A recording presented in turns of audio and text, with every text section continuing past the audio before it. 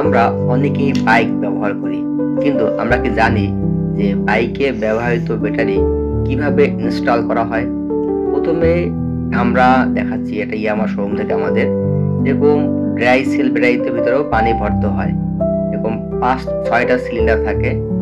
এই 6টা সিলিন্ডারে আপনার অ্যাসিড পানি থাকে এবং এই অ্যাসিড পানি একবারই ভরতে হয়।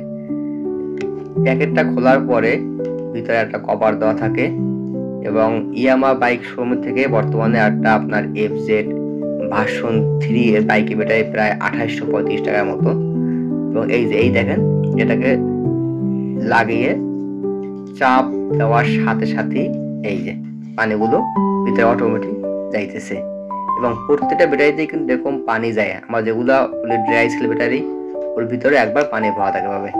এই পানিটা ব্যাটারির ভিতরে ভরার পরে ব্যাটারিটা ধীরে ধীরে গরম হবে, উত্তপ্ত হবে এবং এরপর আস্তে আস্তে ঠান্ডা হবে এবং ব্যাটারিটা তখন হবে আপনার গাড়িতে ব্যবহারের উপযোগী।